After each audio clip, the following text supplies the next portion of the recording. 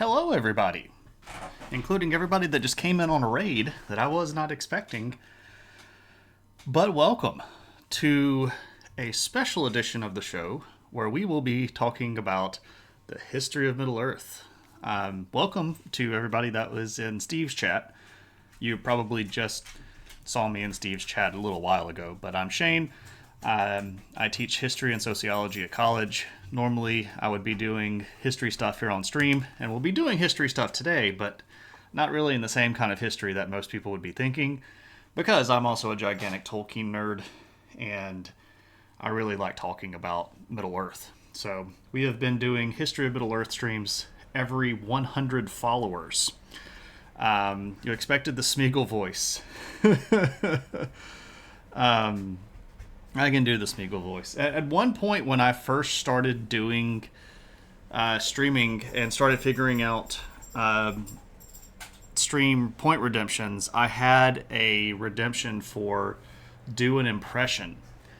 But it started going a bit awry, and people started abusing it.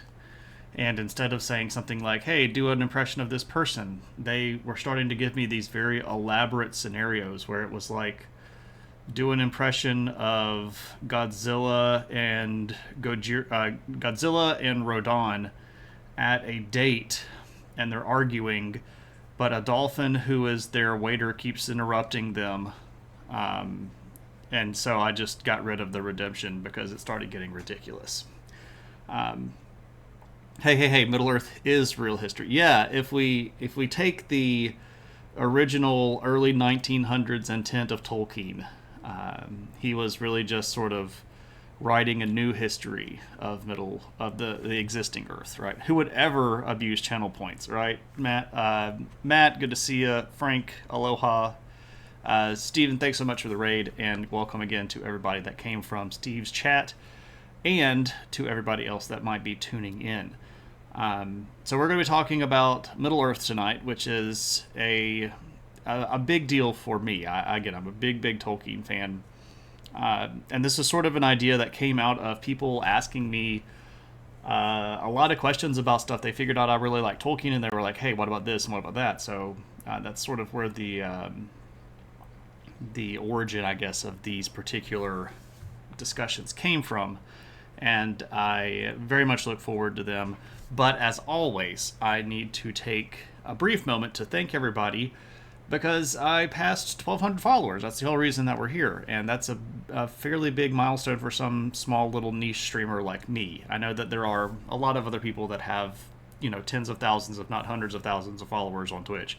But for me, passing 1,200 is a big deal. And every time I pass a milestone like that, it still surprises me because I never really figured that I would be able to keep the stream stuff up as long as I have been going. So we've passed 4 years in March, so we're almost at 4.5 years of streaming. So it's crazy.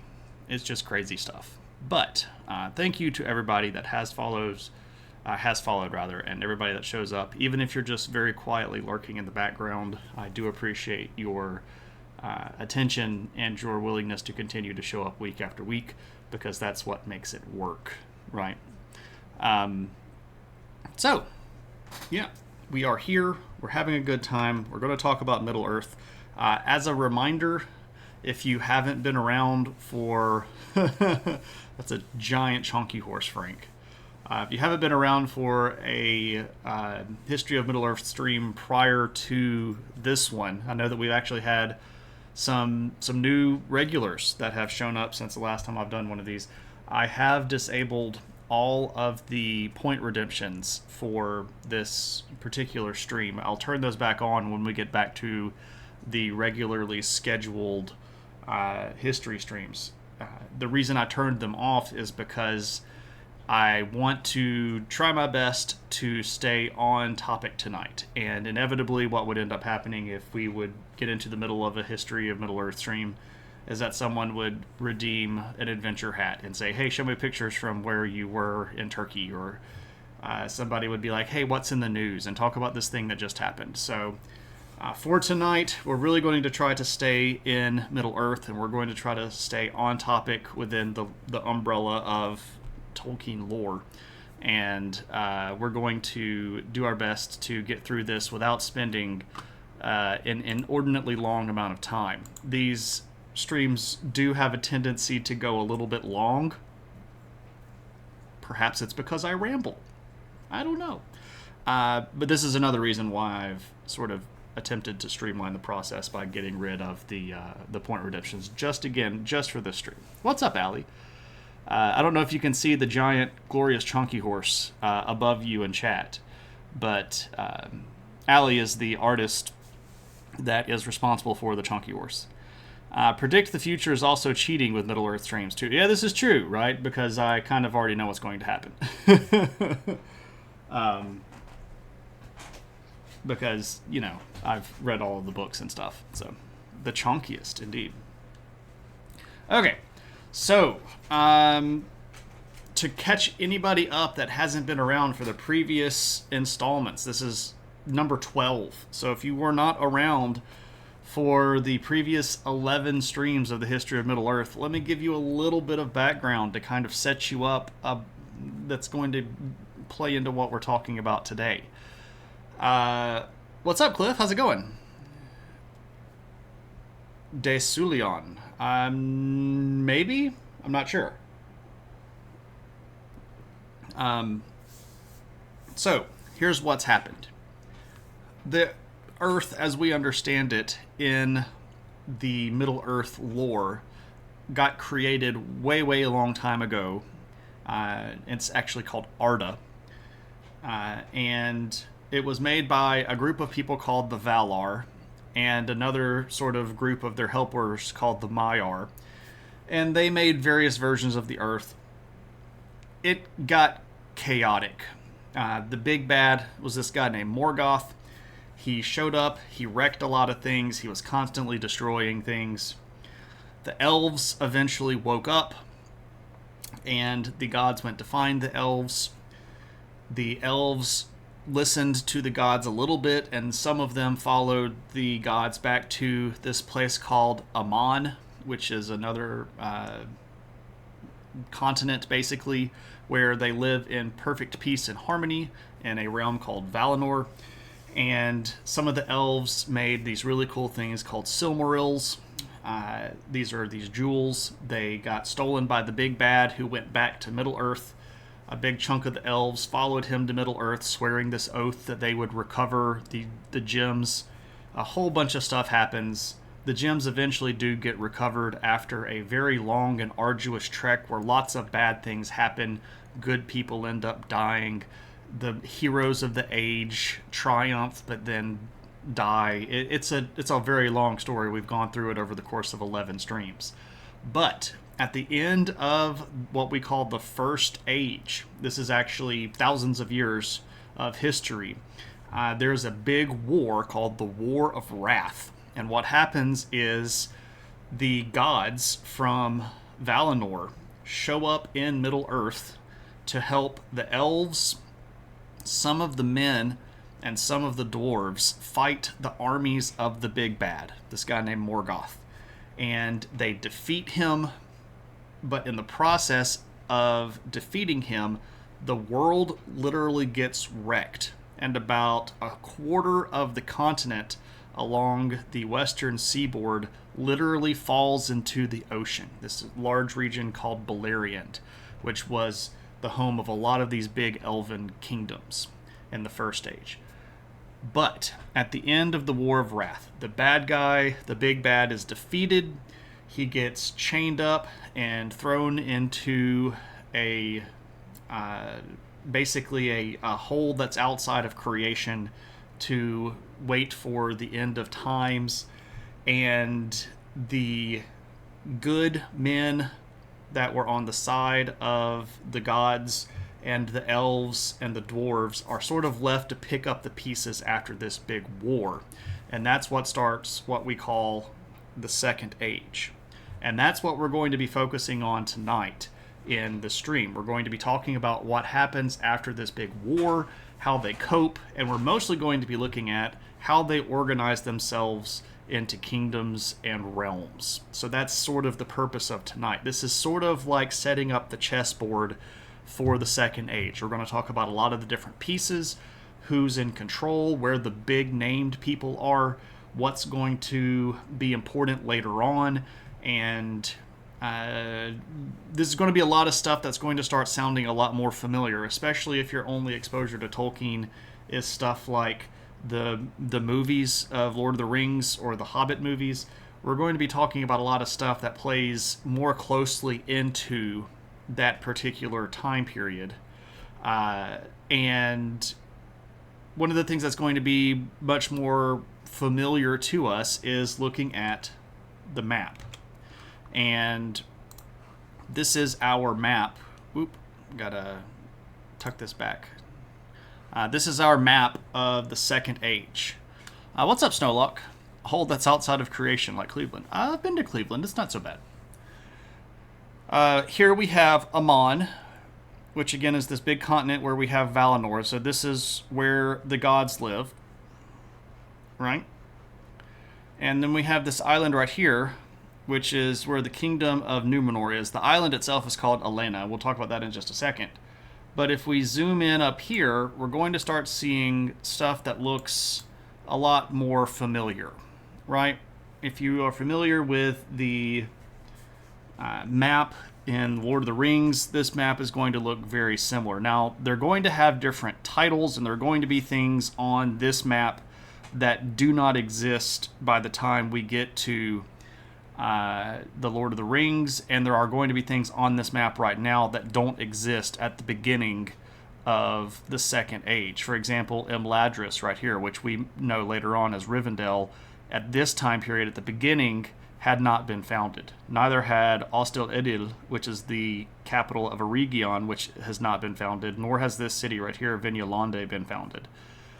So we're kind of looking at this map, but taking most of the place names off of it because we are starting from scratch, basically. And we'll refer back to this map a few times because what we're about to start doing is looking at how everybody sort of settles down. Have I seen this? I don't know. Let me look at this. Micah Vanderlugd. Okay.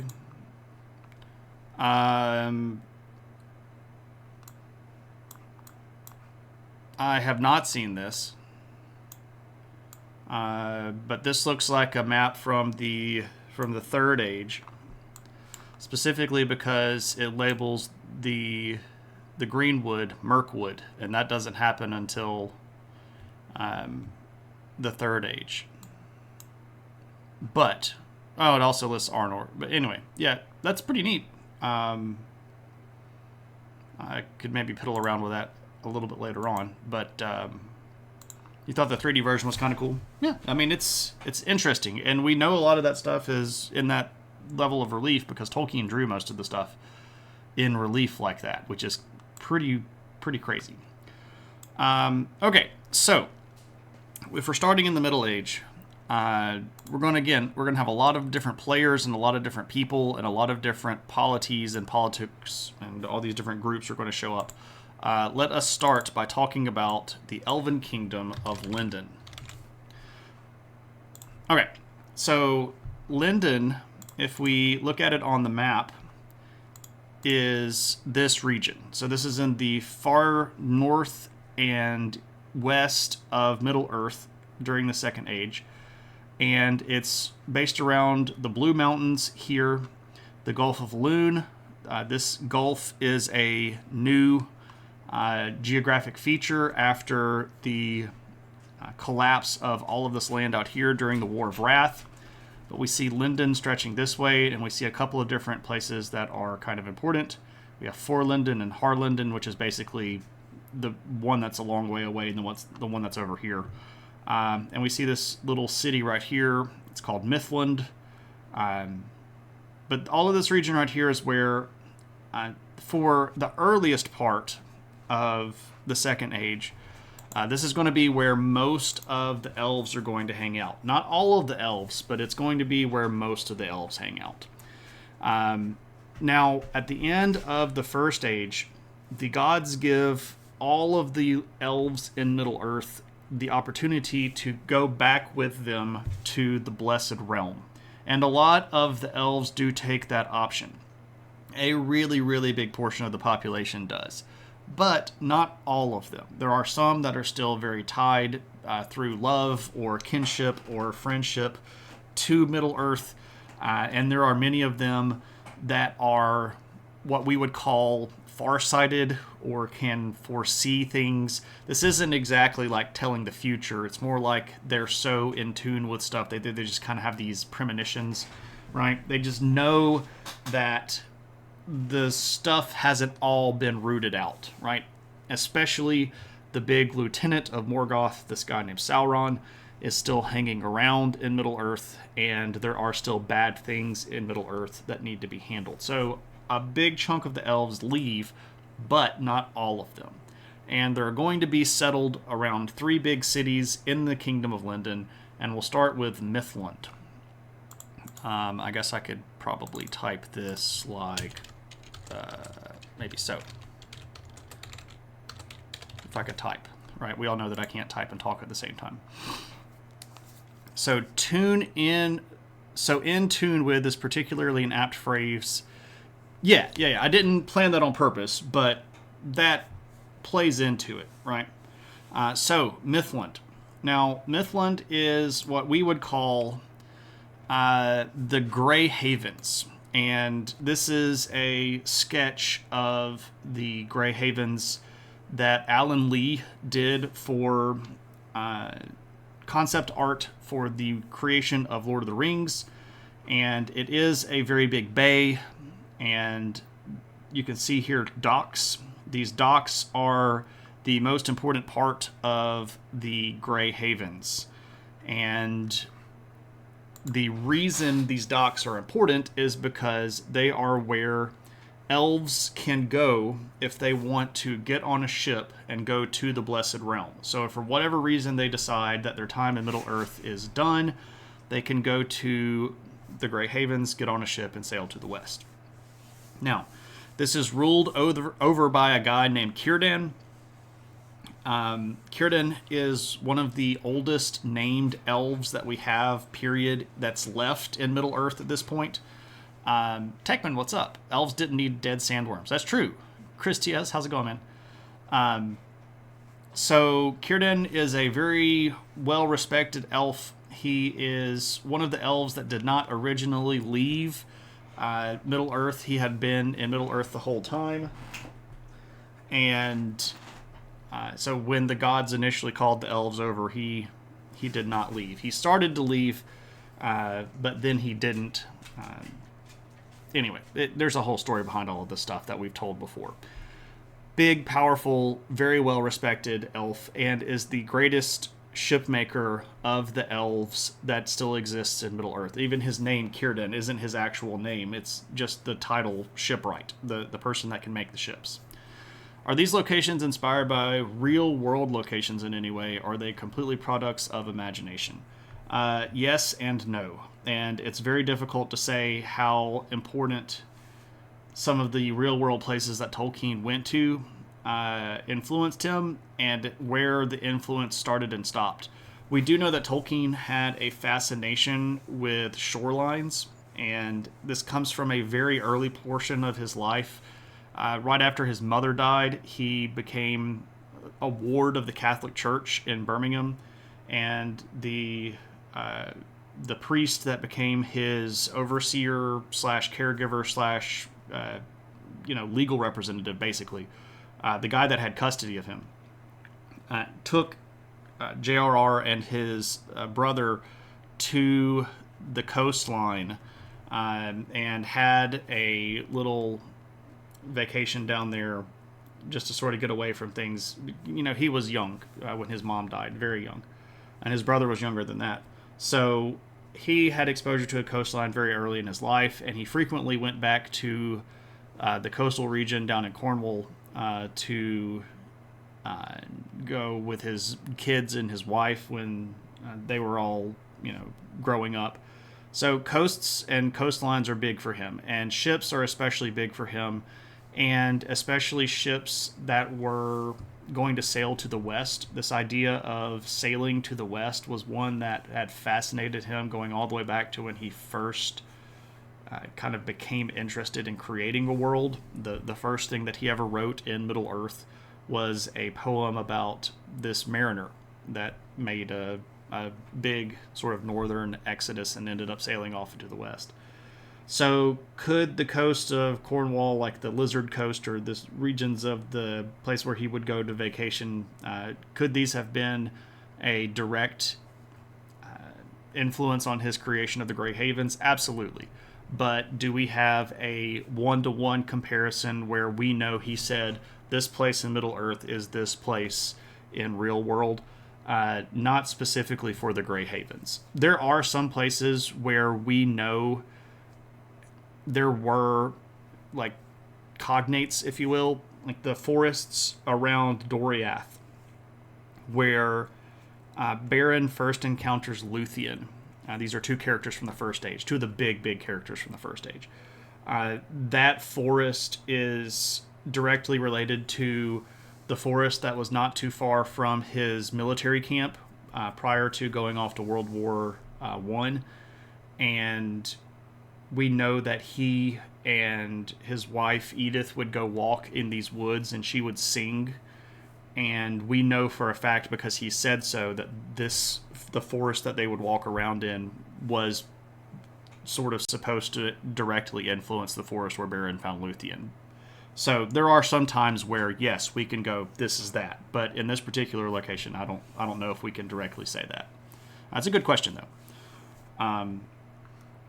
But Mithland, Grey Havens, ruled over by Círdan, big important guy, and elves are going to be coming here a lot. This is one of the bigger and more important locations of the Second Age, and this does survive all the way through the Third Age. And if you've seen Lord of the Rings, the movies, or if you've read the books, you'll know that at the end of the movies, Frodo goes to the havens that are west of the Shire and gets on a boat and sails off to the never dying lands.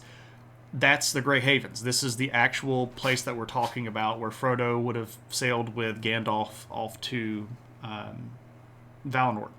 So Círdan was still alive at that point as well. There's a guy that's supposed to be him in the movies. They just never name him. He kind of stands off in the background. Círdan is a big and important character, though, and he will absolutely play a really important and very crucial role for elves during the Second Age. Spoiler alert, he ends up getting one of the Elven Rings of Power. So, big, important guy. Bottom line, Middle Earth was a setting for work he was doing to age/mature languages he made up. A big project of his, if I recall correctly. Chris, that is a fair synopsis of how it came about. He was really, really interested in languages and had made up and worked at and hypothesized language for a very, very long time, going back to a very, very young age. Even when he was a little bitty kid, he spoke made-up languages with his cousins and stuff like that. But yeah, he was working on making fanciful languages, specifically ones that were based off of languages that he knew, like Old Gothic or the Elven High language of Quenya is actually based off of the existing language of Finnish. He got really interested in the Finnish language, and that sort of morphed into him making up his own language that would sound kind of like Finnish. So when he makes up these languages, he had a very real understanding that the sense of language that we have is very clearly tied to a sense of place. And as he wanted to explore more about how these languages were founded and created, he had to then tie them to locations. For example, one of his later languages, Sindarin, which is an Elven language that's more closely based off of Welsh, the real word language of Welsh, he had to figure out why some elves spoke this and some elves spoke that. So he had to figure out a way to break them apart. So then you get like these interactions and how words cross over from language, and you have loan words and cognates and things like that. So yeah. And Chris, if you're more interested in that, I don't know if you were here around this time last year, but I actually did a series of lectures that are actually full out academic lectures about Tolkien's inspirations from real world stuff, and we went through all of that in really big detail. It's 4 lectures that are each 2 hours long, and if you go to my VODs page here on Twitch, there's a specific I don't have them on YouTube, but if you go to VODs, they're in History of Middle Earth saved VOD channel here on Twitch. If you shoot me a message in Discord or something like that, I will I'll send you the direct links if you can't find them. But yeah, I went through that whole thing roughly chronologically speaking, but it's a good series of lectures. It's one of my I feel very proud of those. I did a lot of work on those. It was supposed to be a class, and the class got canceled like 2.5 days before it started. Or Vipers could just post the links in chat. That's cool. Thanks, man. Appreciate it. All right. So I have a picture of Círdan, and I'll show pictures of things. Again, if you have read the books, or if you have an image of these characters in your head, and the images that I showed don't line up with the way that it's in your head, that's cool. So if you think of Círdan and you think of him differently than the picture here, that's absolutely fine. We don't have a lot of physical description of this guy. I was told by a friend, I think it was actually Stephen Jerian, that told me that he was in an argument about whether or not Círdan had a beard. It doesn't matter, right? Lectures don't have to stop just because there's no attendees, right? Well, I just decided to broadcast him here on Twitch. So I set up a backdrop and I put a polo shirt on, and we took questions. It was good. I liked it a lot. So it was fun. All right. So there's one of the big cities in Lindon, is Mithlond. What up, Diviner? Good to see you. Now, we also have a couple of other cities. We have... let me see if I can just do it this way. Harland. What's up, Zone? Good to see you. We have Harland. And this is in a different part. It's part of Lindon called Harlinden. And so it's the kind of southern part. Well, I guess I could go back to the map. So here's Harlinden. This is the southern part of Lindon. And you can see Harland right here on this little bay. We're about to talk about this city right here, Farland. That's in Forlinden. But anyway, what's up with this? Well, this is a different city. So it's part of Lindon, but the guy that runs this is a guy that you might know about. His name is Celeborn. And here's a picture of Celeborn. This is by an artist named Ebby Castine. And if I can give credit to the artist when I find their work, I usually just Google this stuff or go to one of the various Tolkien wikis to try to find fan art. Because a lot of this stuff hasn't been officially licensed. And if there are like officially licensed images, I try to default to those. Like, so if Ted Naismith or Alan Lee or somebody like that has drawn some pictures of these things, I'll try to show those if I can. John Howe did a lot of other officially licensed work, and those were all cleared by the Tolkien estate, so those are probably as close to what they would think it would look like. But this is just a fan picture by, again, Ebby Castine, and I found this on one of the Tolkien wikis. But anyway, this is Celeborn, who you might know of as the husband of Galadriel. They were married at this time period.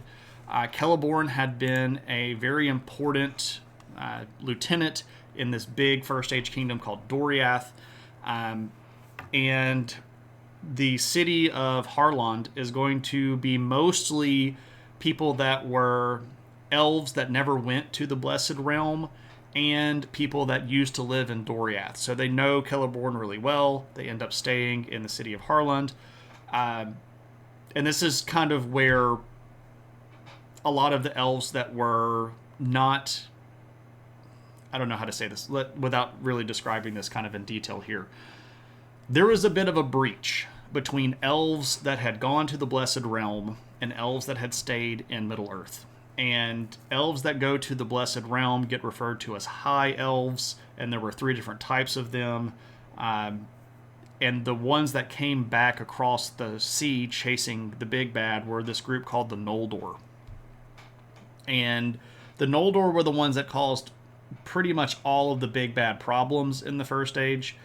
They were responsible for these events called the kinslayings, where elves killed elves, which was really, really bad and detestable. The Noldor were the ones that made the Silmarils in the first place, so Morgoth the big bad stole them from the Noldor.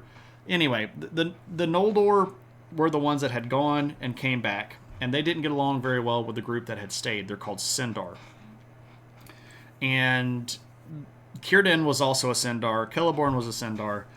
And this is going to kind of make some tension between these groups. And if you look at who lived in what cities, it's pretty evident why they lived in the cities that they lived in. If you're looking for the Sindar that weren't part of the big kingdom, they end up with Círdan. If you look at Sindar that were part of the big Sindarin kingdom called Doriath, they end up with Celeborn, because again, he was the leader of one of the leaders of Doriath. But there is another city in Lindon, and it's called Forlondon. Now, Forlond is different because that's where the big guy lives. So this is a picture. This is a photograph by a guy. Get that out of the way. Named Ralph Damiani. And this is the Noldor High King Gil-galad in his big palace in Forlondon. Now, Gil-galad is a Noldor, and he's the last of the line of the kings of the Noldor. And when the Noldor came back to Middle-earth, because they had lived in the presence of the gods, they got referred to as High Elves. Now, they weren't like the top of the High Elves, but they were really powerful. And there was a pretty obvious difference in power structure between the Noldor and the Sindar. So Gil-galad being the last of the line of kings of the Noldor puts him in a bit of a weird spot. Now, during the War of Wrath, when the gods and the elves and the good men and the good dwarves fought against Morgoth, the differences were basically put aside, and the decision was made, we're all good guys, we're going to all fight the bad guys, and we're going to sort of make a little bit of amends, right? Elf on dwarf violence is okay. Elf on elf violence equals crimes against humanity. Yeah, that's very true. And it's also fair to point out that in one of the kinslayings, the dwarves were involved and got a lot of hardship dropped on their heads because of it. So who is Gil-galad's daddy? We don't know who Gil-galad's father is. We know that he was from the line of the Noldor kings. But here's the thing about Tolkien. Tolkien changed his mind about stuff all the time. And sometimes Tolkien changed his minds about things because he actually thought it through and was considering things and decided to make willful and thought out changes. And other times it's just because he was writing stuff and literally wrote the wrong name, or wrote an older version of the name, or wrote some new version of the name and then didn't tell why. So if we, as Tolkien fans, are digging back through all of the archives, trying to figure out who is whom and who relates to whom and who is so-and-so's dad and how they're all related, it's very difficult to tell. We know that Gil-galad was the last of the High Kings of the Noldor, so he had to be from the line of kings, and there is a very clear lineage, but we don't know exactly how he fits into that lineage. There was a a guy named Orodreth, who was in the High King line that some people hypothesize is Gil-galad's father. Other people say, no, it can't be his father. It has to be his grandfather because of the timing and the dates and stuff like that. Other people just go, we don't really know. And I'm sort of in that camp. When it comes to Tolkien deep lore research, if there are a lot of questionable arguments to be made, sometimes the best thing to go is, I don't know. And I think that's okay, right? Because I think, and I'm saying this here not just to sort of get out of the question, but to like actually give my opinion here. I don't know if Tolkien had this settled in his head. The Second Age of the world, if we're really, really looking at it, is the least detailed of the three ages of Middle-earth. The First Age has an entire corpus of work that's really, really focused on a lot of different places that tells these really great stories, and everything can be mapped out fairly well. I mean, there are some issues. The Second Age, if we're being honest, is where Tolkien decided that he really needed to focus on men. And the vast majority of the material that we have that gives us events or play-by-plays or background on stuff is focused on Numenor. A lot of the stuff that I'm talking about right now, about Lindon and the elves and stuff like that, all comes from notes that you kind of have to dig out of basically different versions of the story. There's the big 12-volume thing published that's called The History of Middle-earth that has a whole bunch of notes and partial stories and edited stories and re-edited stories and older versions of things that got collected in this gigantic 12-volume set, which I would absolutely love. I don't own it in physical copy. I have a digital copy of it, which actually makes it a little bit easier for searching, but not as easy to actually read. I don't really like reading off of a screen that much. But it's like super hecka expensive. Anyway, what I was saying here, we don't have as much knowledge about the Second Age as we do about the First Age or even the Third Age. We know a lot about the Third Age. Not so much about the Second. So that sounds like anti-dwarf propaganda to me. Dwarves would never. Yeah, they totally did, though. They ended up directly killing Thingol, So it happens. The problem is Christopher possibly put the wrong name in the Silmarillion, and that's where. Well, so that's the thing. Like when the Silmarillion edition that we have today got put out, that involved a lot of critical decisions that Christopher Tolkien made. Now, Christopher Tolkien spent a lot of time. Christopher, by the way, is one of John Ronald's sons. It's his third son. But the one that was probably closest to him in disposition. They're both passed away now. Anyway, Christopher spent a lot of time with John Ronald Tolkien and knew more about the world than anybody else did. So if anybody was going to make a judgment call about that, his judgment call was one that I would probably trust the most. But that doesn't mean that he's incapable of error, right? Stuff happens. The most common human error is to settle for an answer when they run out of relevant information to complete the picture. Yeah. Man, the history of Middle-earth takes up so much room on my shelf. Yeah, exactly. Exactly, Kyle. Kyle bought the set off of Amazon back on sale a few years ago, or a couple of years ago now, isn't it? And I was very jealous of that. Hashtag lies. Are we talking about the dwarves being directly responsible for killing Thingol? Oh no, he was hacked to bits and hewn by their axes in the tunnels of his kingdom. So we know. We know. He deserved it. Oh my gosh. Now we're just getting into, we're just going full on crazy stuff. Anyway. Now, so we have Noldor elves that still decide to live in Middle-earth, and they're going to live in Forlond with Gil-galad, right? So what we have here is one big kingdom called Lindon, And we have sort of three different groups of elves that are living in there. We have kind of free slash non-liege assigned elves that were broader wood elves, as we might call them. Green elves is the term that they actually get in the First Age. Are we not entertained? I don't know if that's why we are here or not. What up, Cave Geek? Good to see you, man. First off, why the devil are you raiding me? It's not even time for you to be on stream yet. But welcome, Cave Geek and friends. Angel, good to see you, man. Chesrars, good to see you. Welcome in, everybody. Hello. If you've never been here before, my name is Shane. I teach history and sociology at college, but tonight we are specifically talking about the history of Middle-earth, which is one of my favorite things to talk about.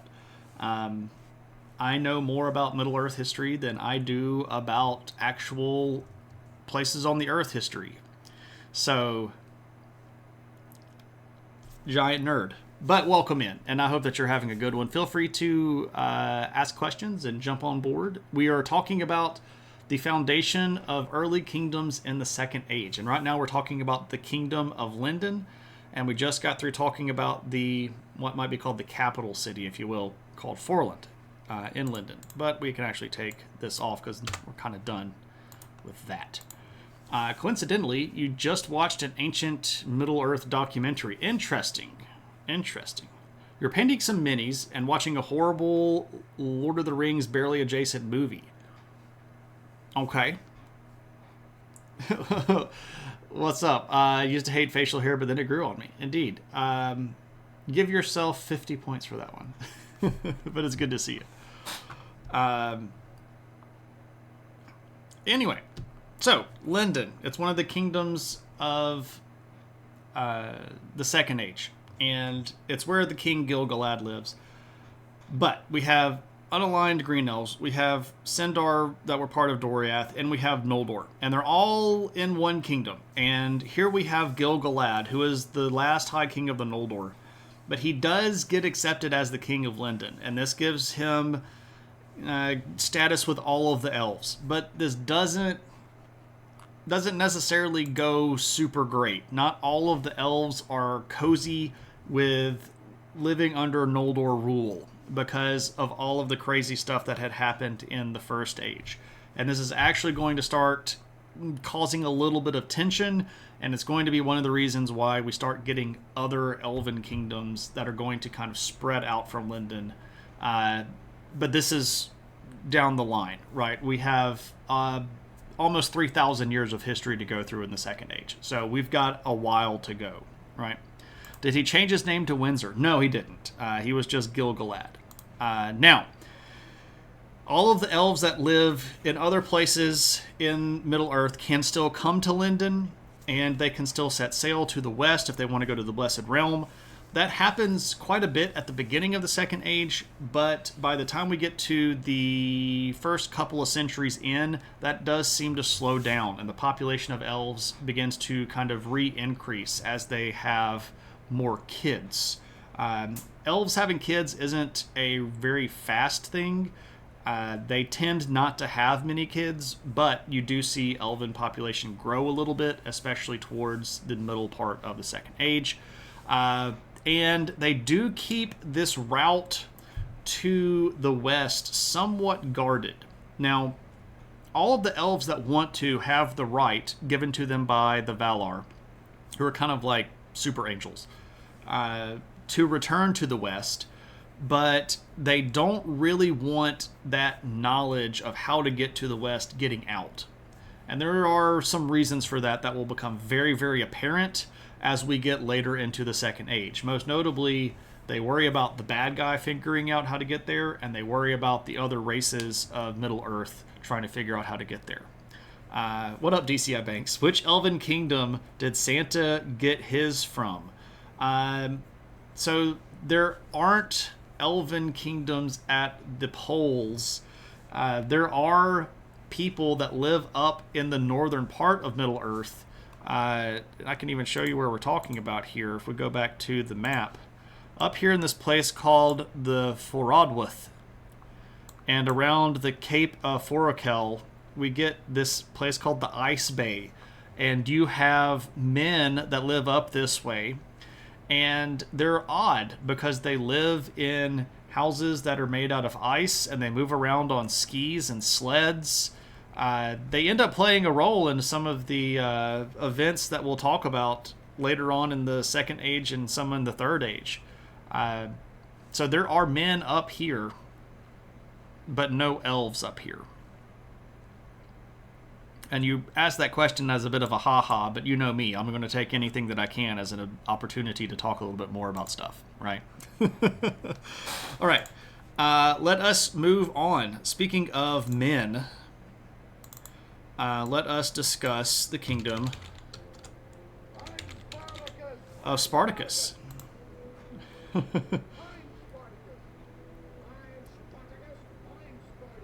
I'm Spartacus. Tuna, thank you so much for 42 months of being Spartacus.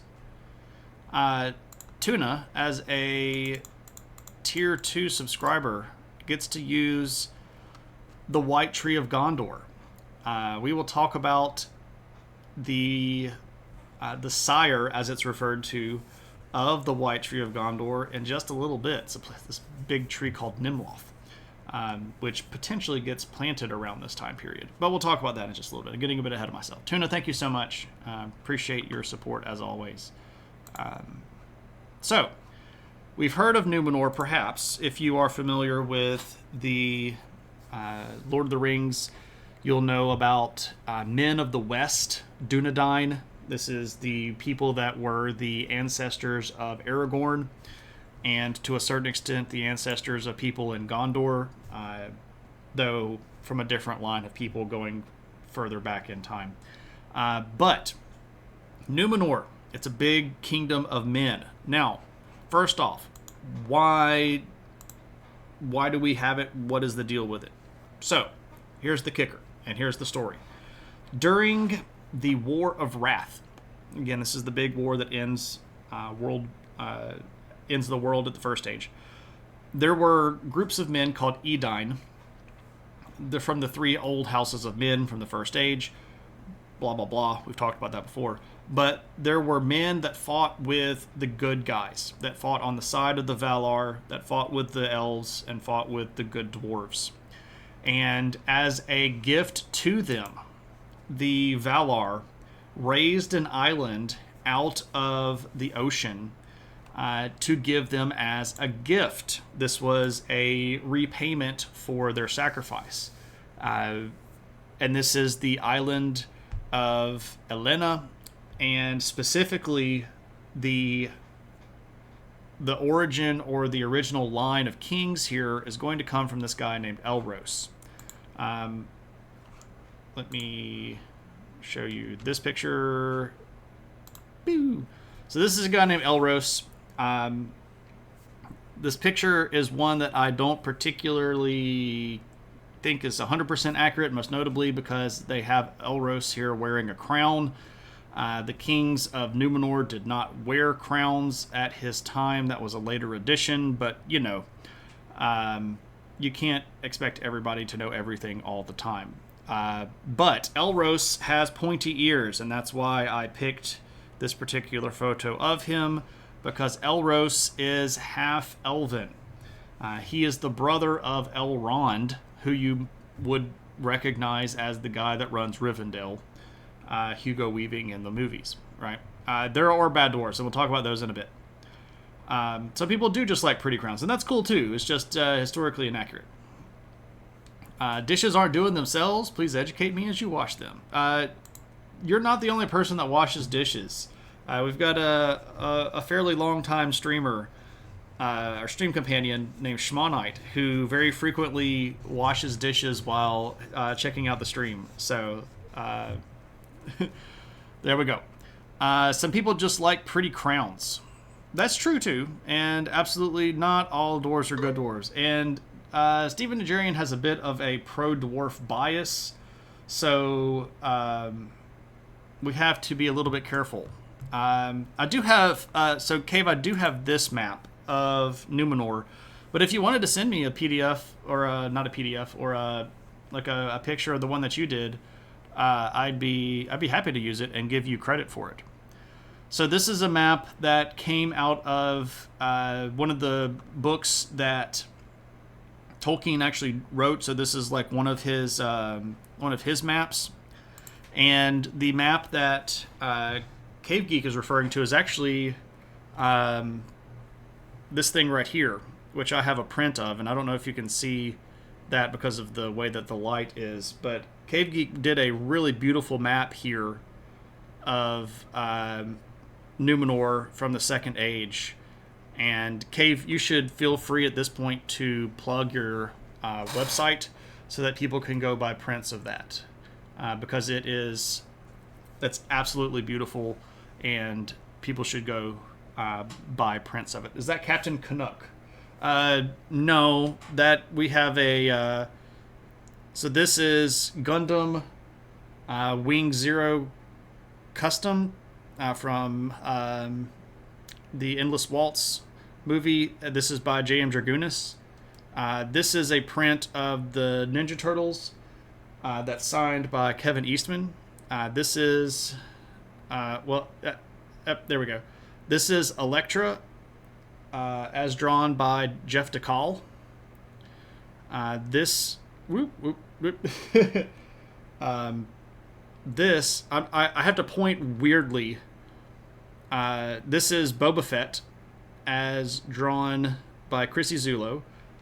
Then we have the map here that Cave Geek did, and this is Batwoman by Michael Takara.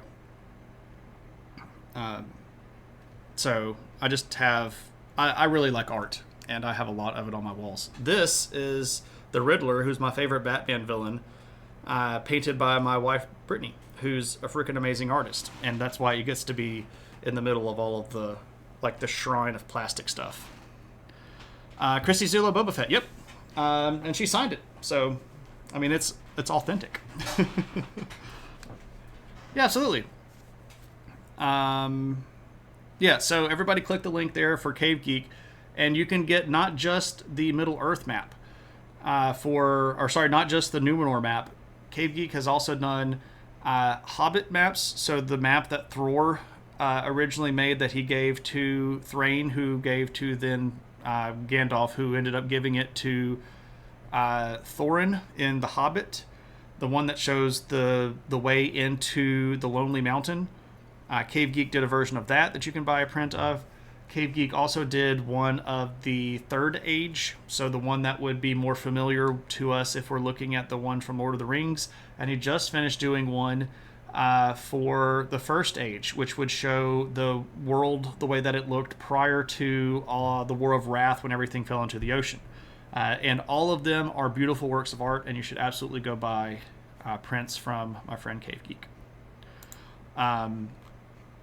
Of course, the Riddler is my favorite. I mean, come on, man. Is Gildor and Glorion supposed to be someone important or just present to interest the side thing? So Gildor is one of the Noldor. So he was a high elf, and he would have been one that had gone to the Blessed Realm and come back to Middle-earth, had lived through all 3 ages of Middle-earth, and was present in the Lord of the Rings. So yeah, he's a pretty big deal, and we'll talk a little bit about how he plays into some of this stuff in the end of the Second Age and then into the beginning of the Third Age. So yeah, he's not just a name to kind of throw in there. He actually does have a pretty cool backstory. So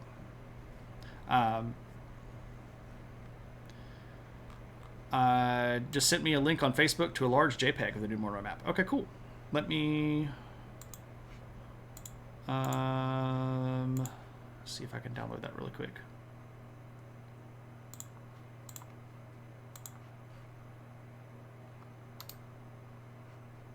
Download.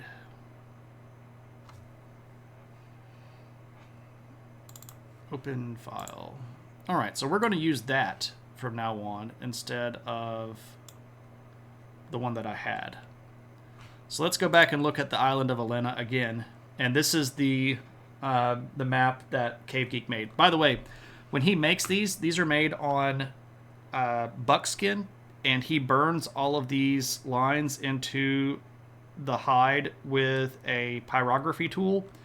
And when you look at the originals, like these mountains will actually stand out, and they're three-dimensional because of the way that the heat will warp the hide. It makes it basically shrivel and stand up.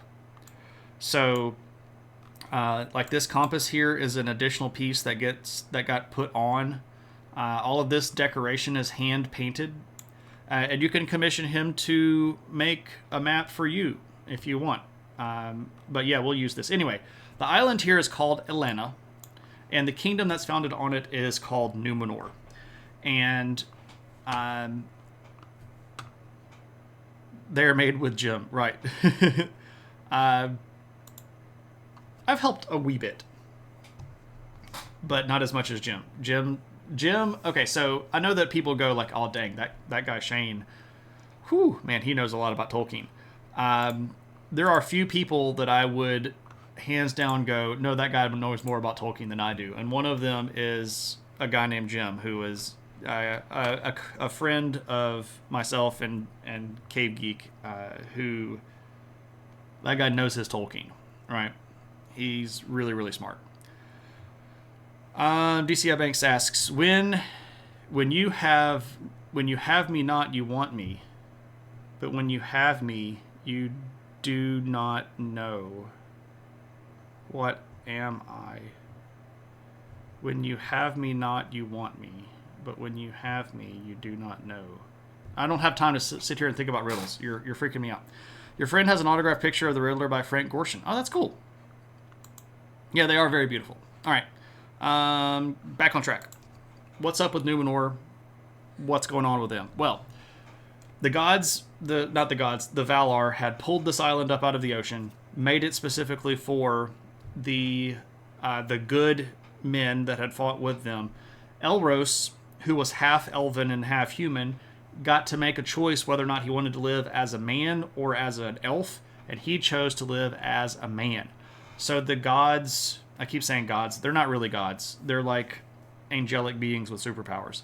The Valar give him and his descendants an extended lifespan. And for 32 years after the beginning of the Second Age, the men, the good men, are going to live probably in Lindon, and they're going to learn a lot from the elves in Lindon and some of the Maiar that remain in Middle-earth.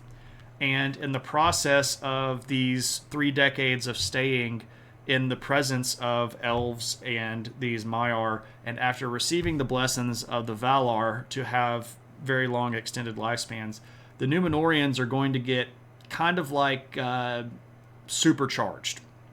So at this point, if you took any one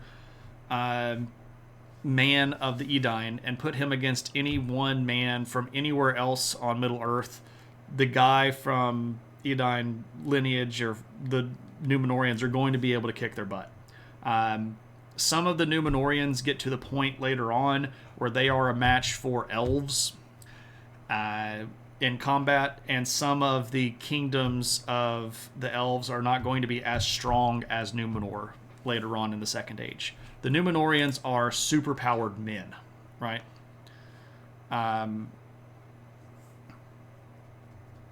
So, good stuff there. All right.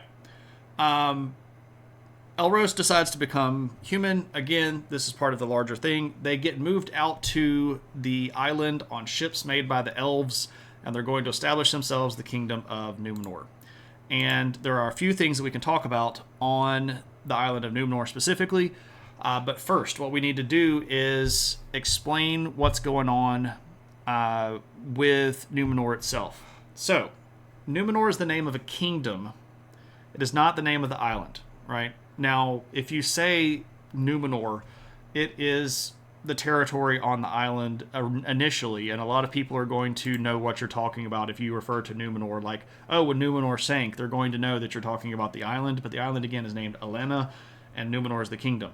the Kingdom of Numenor is not going to just be the island for the entire Second Age. They basically conquer most of Middle-earth, especially the southern part of Middle-earth. But that's later on down the road. Now, they're going to build here a few pretty important things. And I'll zoom in here on Cave Geek's map, and we'll go back over here. They build themselves a capital city. And the capital city is right here on the, I guess, the downslope of this big mountain. Their capital city is a place called Armenelos. And Armenelos is the... so they're using here High Elven names. And the men had learned the High Elven language of Quenya from the Noldor. So this is an important tie-in, and it will become a very important thing a little bit later on in the Second Age. But Armenelos means Royal Fortress of the Heavens. And it is here in this city that Elros will change his name to Tar Miniatur.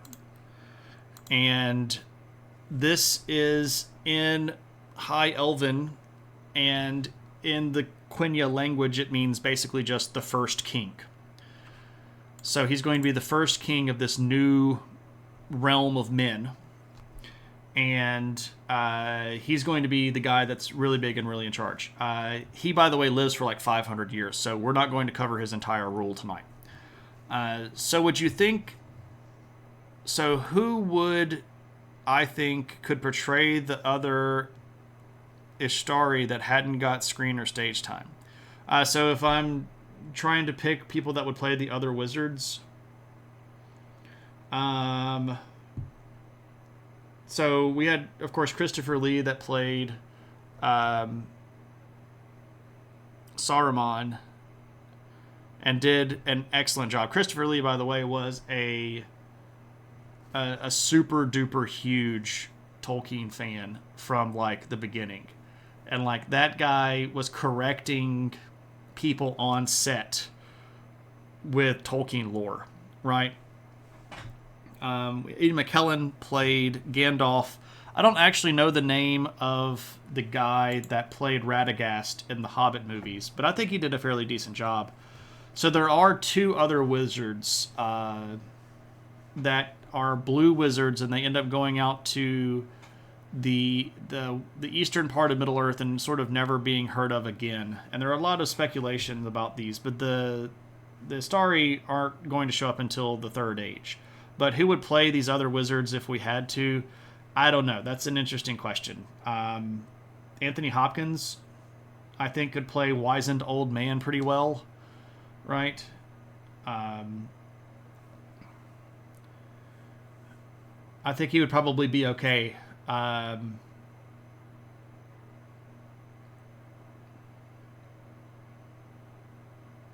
It'd be cool to have Morgan Freeman. Right? Morgan Freeman being a wizard, I'd be down with that.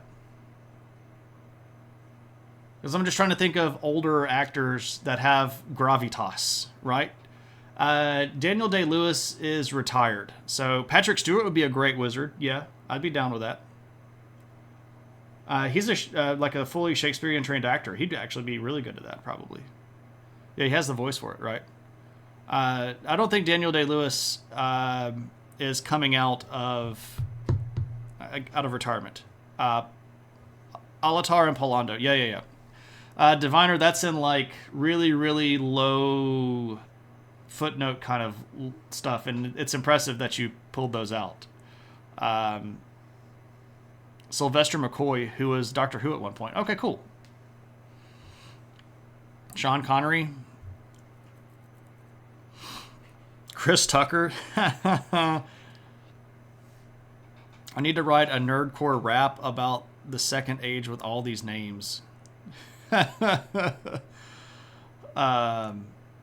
crazy. Maybe. Brian Blessed. Not bad. What's wrong with Anthony Hopkins? He'd be good. Gilbert Gottfried's passed away. Didn't he? Didn't Gottfried pass away? I thought he died. Viggo Mortensen, since he's not old enough to play a wizened old man. Larry David is old and wise and crotchety. Maybe we do need to get Larry David to play one of the wizards, and that's why he buggered off, right? He just wanted to be left alone and buggered off to the east where nobody would bother him, right? Gracious, so far off track. Yeah, Bob Newhart died today. You listen to Cranky Old Sarcastic Wizard.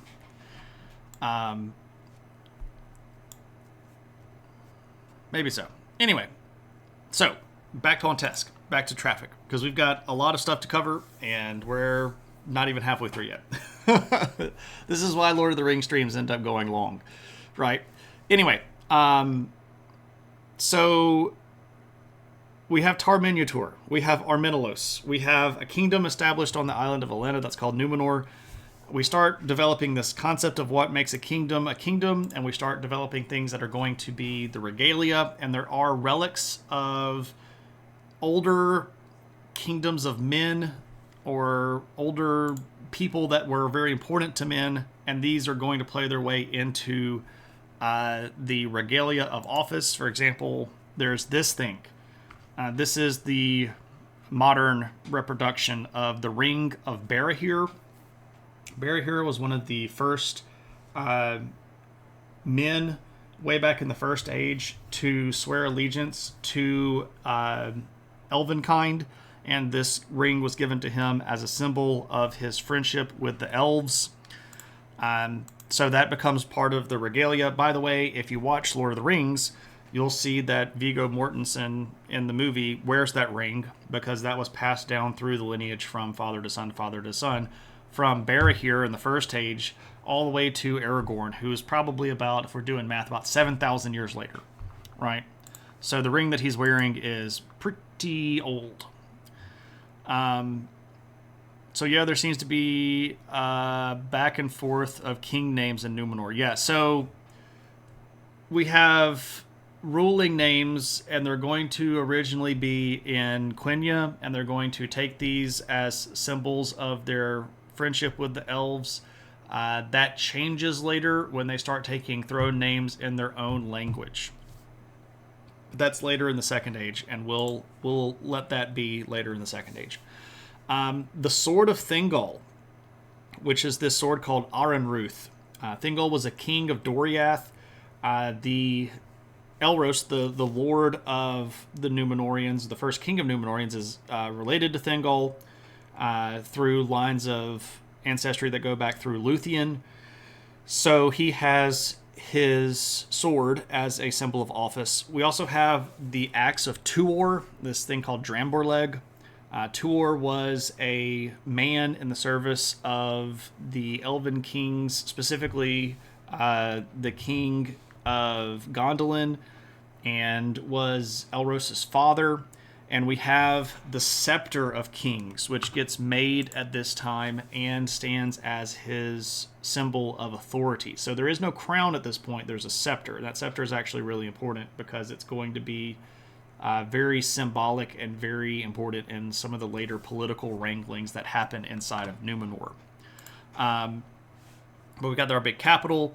Now, at some point in the Second Age, in the beginning of the Second Age, the elves of the Blessed Realm are going to send the Numenorians a gift of a tree. And this tree is called Nimloth. And the Nimloth line goes back to these two very, very famous trees that were basically the source of all light in a very long period of time that was thousands of years long, called the Time of the Trees. And so this particular tree gets planted in Armenelos, and it becomes a symbol of the royal dynasty. At some point in the Second Age, and we actually know about this later on, this gets moved to Middle Earth as well. And if you know about the white tree in the courtyard of Minas Tirith at Gondor. That tree is a scion of Nimloth that was planted in Numenor. So we're starting to see, again, these strings that are going to start tying this time period to the stuff that we know about from Lord of the Rings. Was there a high king in the First Age, given that there are several kingdoms? Do you mean like a high king of the elves? Yeah, so that's Gil-galad. And the only king of men at this point is going to be Elros. The other men that are on the earth don't have kings that we know of. We'll talk about some of the other men at the end. Sun and moon trees, indeed. You'd have to say things around your house so many insomniacs. Yeah, exactly. So the original trees were, of course, made by the Valar and would give light. One was silver and one was gold. And then a couple of times a day, their light would mingle between the two of them. And this is kind of like golden hour, happy time, where everybody would wake up or go to sleep. This, of course, is over in the Blessed Realm. This is a painting. This is, again, is an artist guy named Ralph Damiani. And this is a painting of his interpretation of Armenelos, the capital city of Numenor. This is really, really, really great painting, and I feel like he took some of the influence from this from pictures of Istanbul, but that's just sort of me. Because the way that this is all set out looks kind of like that. But anyway, High King of Noldor, yes, but they didn't have authority over the non-Noldor. No. In the Second Age, Gil-galad has authority over all of the Elves of Lindon, regardless of whether or not they're Noldor. And they agree to that, and that's sort of part of their thing. Question was the First Age. Yeah, the First Age, the elves all have different kings. Yeah, so there's a king of the... King of Doriath is Thingol. Then there was this other kingdom that was called Menegroth that had its own king. Then there were the seven sons of Fëanor who all claimed allegiance to the High King of the Noldor. But then there were kings of elves over in the Blessed Realm too. So there were lots of elven kings in the First Age. True. Yes. I missed the part where we're specifically referring to the First Age there.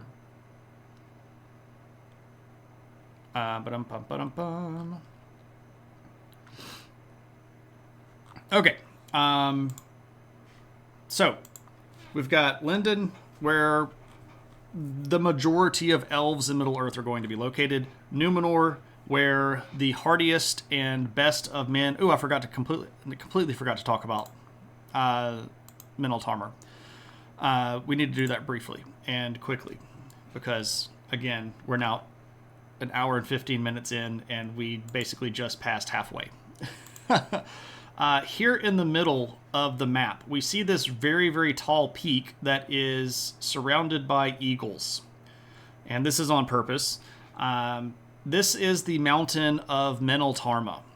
Meneltarma is, again, a Quenya word, and the word means the pillar of the heavens. So the very, very tall mountain. Now, this was the tallest peak on the entire island of Elena, and it was a very important spot for the religion of the Numenorians. On the top of the peak here, they built an altar to the creator god Iluvatar. So Eru Iluvatar. And Iluvatar is the guy that created all of this stuff. He was the god that was God before gods existed. Before the Valar, he created the Valar, the Maiar. He was the one that originally existed outside of time and space himself. And Iluvatar was the high god to which all of the religion of the Numenor was directed. And there are very strict and very significant religious ceremonies that take place 3 times a year. The people of Numenor would silently climb the entire mountain. And when they got to the top, the king was the only person that could speak, and he would say prayers to Iluvatar. And the birds that we saw flying around were eagles, who were the servants of Manwë, who was Manwë was the chief of the Valar in Arda, and the one that knew the most of Iluvatar's mind. So the eagles would come and witness the Númenóreans paying obeisance to the creator god. And this is important because it's not always going to be that way. And when it changes, things go bad. So if we also get to the top of Meneltarma and we look out to the west, on clear days where there were no clouds or obstructions in the air, if you were at the top of Meneltarma, you could see the island that was the closest bit of the Undying Lands of Valinor. So this was basically a gift to the men where, look, you can see where the gods live, but they weren't supposed to go there, and that's important. We're supposed to hate it. We're supposed to not hate it. We're supposed to recognize it. Yeah, I can see my house from there, pretty much. So there are our kingdoms of men. Now, there are other smaller kingdoms and other smaller places that we need to look at. And they're going to become pretty important. Now, this one you've probably heard of, if you are familiar with any of the Tolkien lore, and that is Khazad-dûm. Now, if we go back to our map here, Khazad-dûm is in this line of mountains. This is the Misty Mountains. So it's right about here, right around this place called Haradrond, but not quite there. It's in these, and it is a kingdom of the dwarves. Now, this was the original kingdom of the dwarves, and way back in the first period of time where the dwarves woke up, the first of the kings of the dwarves was this guy named Durin, and he was referred to as Durin the Deathless, and he had apparently lived from that time way back all the way up until the very end of the First Age, which was thousands of years. Now, we don't know a lot about dwarven lore. We don't know if Durin the First actually lived for thousands of years. But we do know that he died at some point right around the end of the First Age, and that sometime at the beginning of the Second Age, we have the ascendancy of Durin the Second. Now, what's up with Khazad-dûm? So, it was a really big, very great, very powerful city, but during most of the big events that happened in the War of Wrath, and all of the dealings with Morgoth, Khazad-dûm kind of stayed out of it. If we're looking back here at our map, you can see this dashed line right here. And that dashed line is where the coastline used to be. So all of this stuff is the new coastline. All of this land gets just completely flooded during the War of Wrath. But what that meant was, over here, that's a long way from where Khazad-dûm was. The elves and the dwarves that were fighting most of the bad guys are going to be situated in this region right here, which was referred to as Beleriand. So Khazad-dûm is way out of the way. And for most of the big events during the First Age, Khazad-dûm doesn't get involved. They stay under their mountains, they stay in their own little population groups, and they really stay secluded. So there are different clans of dwarves, and this is something that we get out of the History of Middle-earth books. And their particular clan was very insular. They didn't really deal very well with other dwarves. So they kind of just stayed by themselves and did their own thing. Now, that doesn't mean that they weren't skilled or crafty or capable. They were just by themselves. So, there were two really big dwarven cities that had lots of population and were directly involved in the War of Wrath. And these two cities were Belegost and Norgrad. And they both get pretty much wrecked at the point of the War of Wrath. The population gets dramatically impacted through loss in both battle and loss from the wrecks of the cities, and dwarves are the slowest repopulating species in Middle Earth. And there's a lot of hypothesis about this, and people want to talk about how there are just so few women, and that only like 1 out of every 3 births of dwarves are women, or whatever it is. For whatever the reason, dwarves just don't have kids very fast. So at the end of the First Age and the beginning of the Second Age, Belegost and Nogrod still exist, but they're in ruins. And the clans that are there realize that they're not necessarily going to be able to survive by themselves. So what they decide to do is go to Khazad-dûm. And they're going to make the trip across Eriador. Yeah, so they're in the Blue Mountains. They go across Eriador. They join up with the kingdom of Durin II in Khazad-dûm. And while this might seem like it's not going to get along very well, it does seem to have pretty good effect. Now, Durin II, we don't know very much about him at all. We don't know what years that he ruled. We really don't even know too much about him at all, except for the fact that he exists. And the only reason that we know that he exists at the beginning of the Second Age is that we have a named king who's Durin III that exists during the middle part of the Second Age. So at somewhere between the death of Durin at the First Age and the ascendancy of Durin II in the middle part of the Second Age, there had to be Durin II, right? But he was around at some point during this time.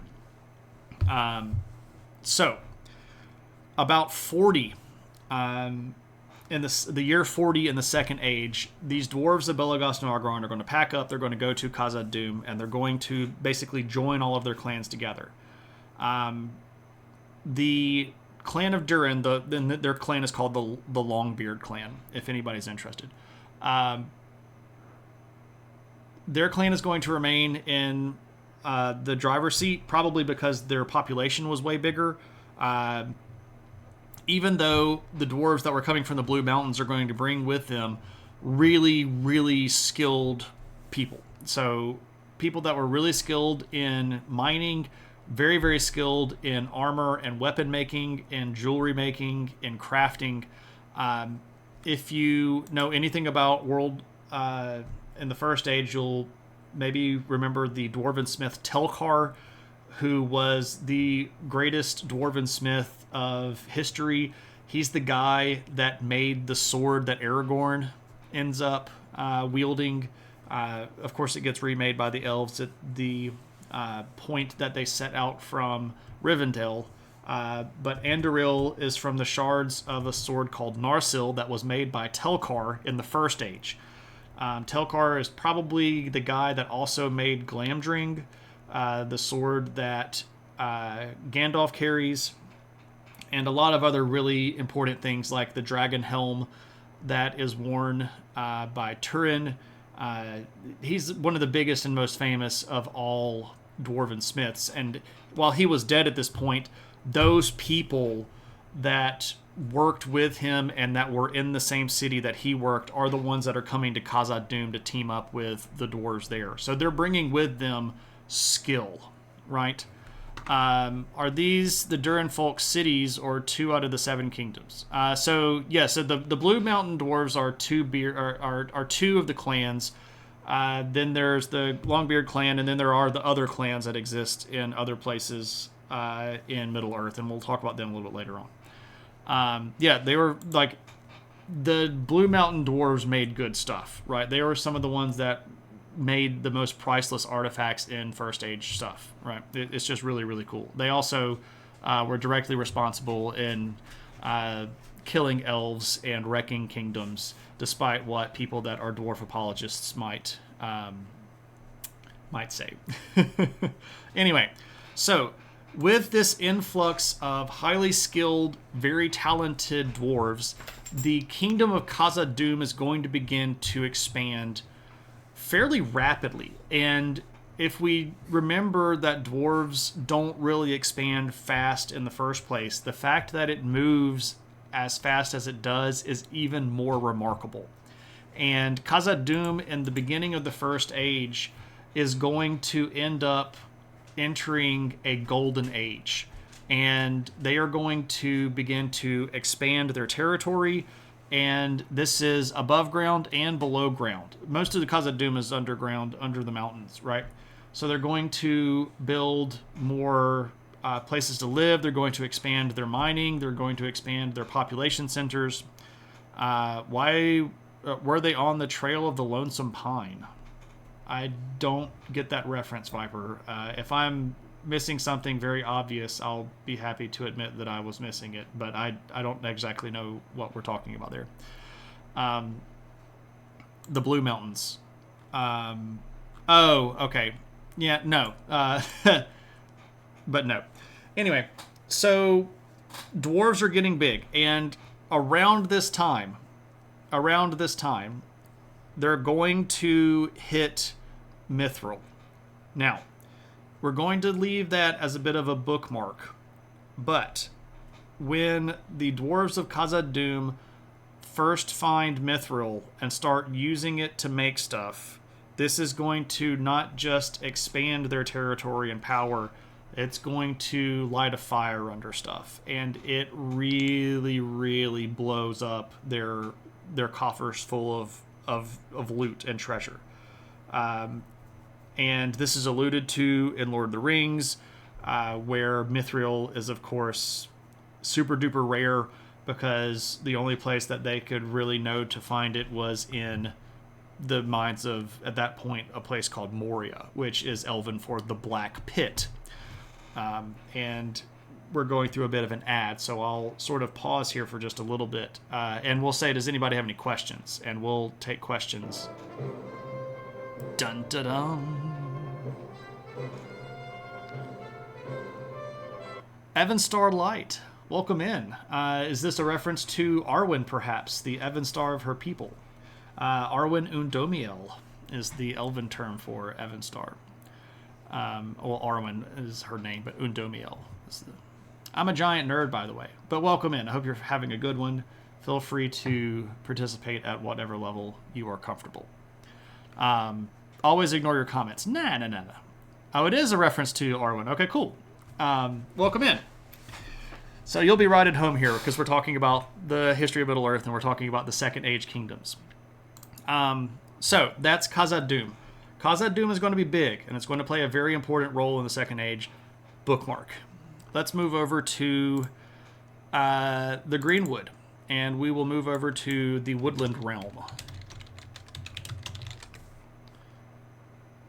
I need to capitalize that. The Woodland Realm. Okay, so if we go back to our images and we look at Middle Earth, right, we're going to zoom in over here to the Greenwood. Now, if we're looking at this like we might be, I don't know, the Hobbit, the Shire would be right about here. This is Bree, which you see in Lord of the Rings. Here's Imladris, which is, again, we're going to call Rivendell. The pass over the Caradhras, the Redhorn Gate, is right about here. Moria, of course, is under here. They pop out, and they would go right down here to where Lothlorien would be. But in The Hobbit, we leave, we go across to Rivendell, we go across the high pass at Carrock, and we end up over here at the edge of what at that time was called Mirkwood. Beorn's house would have been right about here. Then we go over here. The Lonely Mountain is right about here. The Long Lake of Esgaroth and Dale would have been... Oh, wait, sorry, right about here. This is it. Sorry, this is the Lonely Mountain. I'm getting a little bit mixed up because the stuff isn't labeled. But anyway, this is the Greenwood, and for the Second Age, is Khazad-dûm bigger on the inside? It is. It is. And you don't have to see yourself out for that. That's a perfectly legitimate Doctor Who reference. We'll all be friends here, right? But anyway, this is the Greenwood, formerly Greenwood, later called Mirkwood, but that's after a bunch of stuff happens. What's up with the Greenwood? well, I actually have a picture of this. This is a picture that Tolkien drew himself. Now, this is later on when it was called Mirkwood. But Tolkien illustrated a lot of these areas himself, just sort of in doodles or in ink pieces or sometimes watercolor pieces.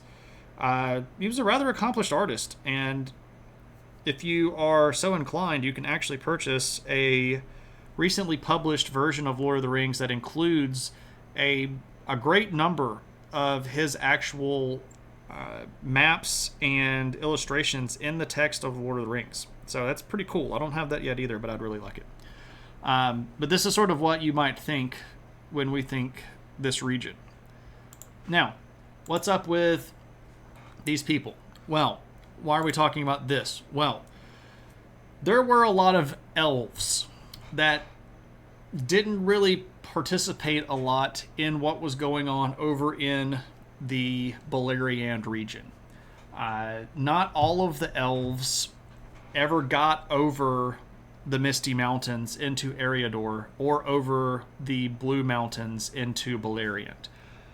A lot of the elves just sort of hung out, and these are going to be referred to as Nandor or Nandorian elves. This isn't Nandor the Relentless from What We Do in the Shadows, but these particular elves are going to be wood elves, and this is sort of where we get the, I don't know, kind of, I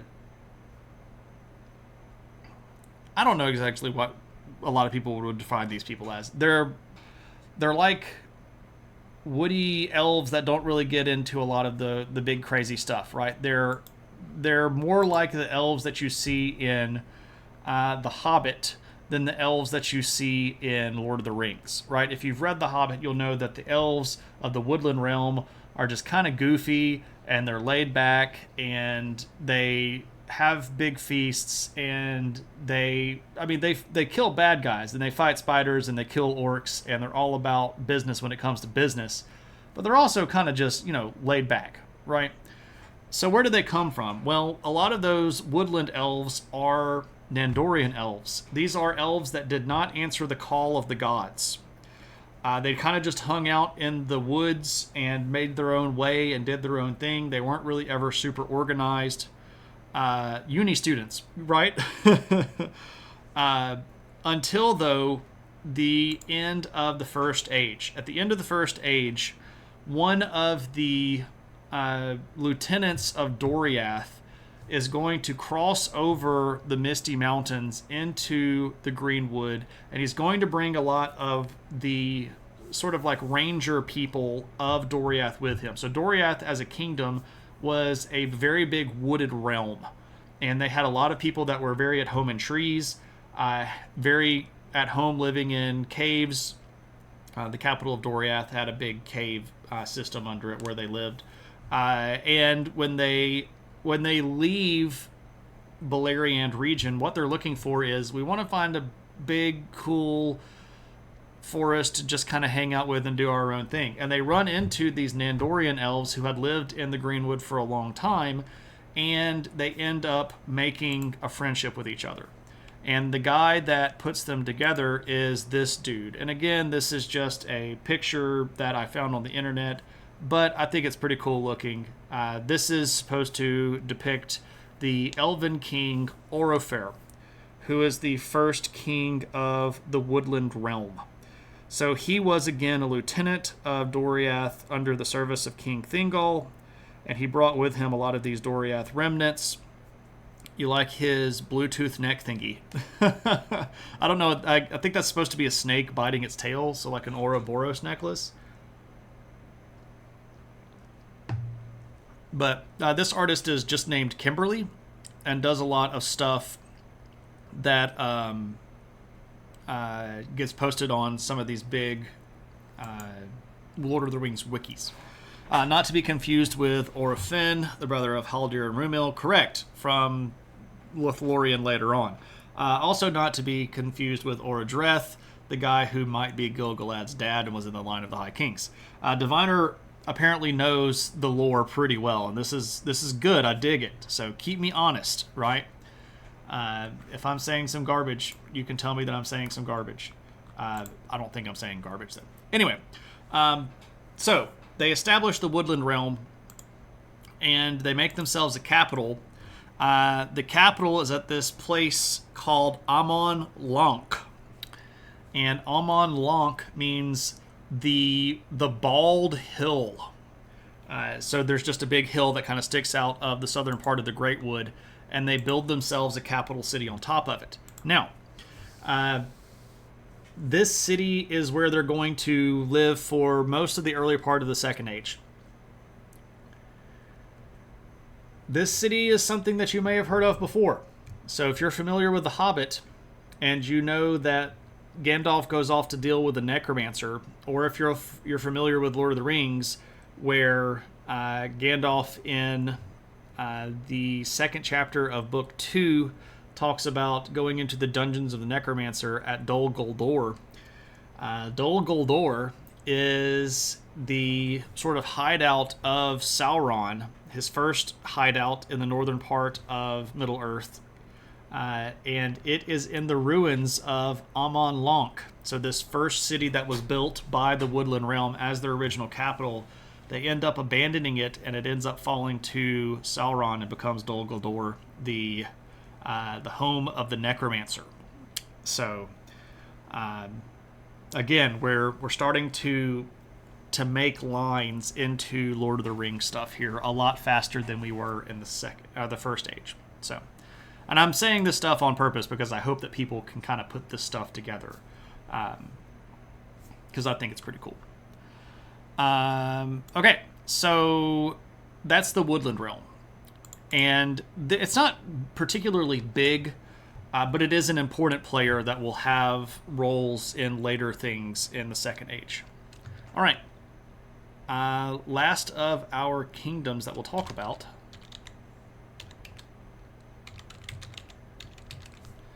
is Lorien Dorenon.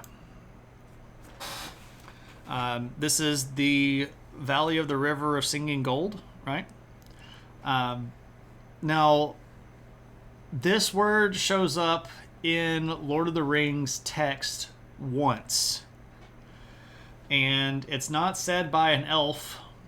It's actually mentioned offhand by Fangorn or Treebeard the Ent. Because when he's talking with Merry and Pippin about their journey, Merry and Pippin tell him that they've gone through Lothlorien, which is Dreamflower. And he goes, oh yeah, I know that place. It was originally called Lorien Dorenon. The Valley of the River of Singing Gold. I think that's... Now I'm questioning myself. I know it's the Valley of the River, and Singing Gold is in there.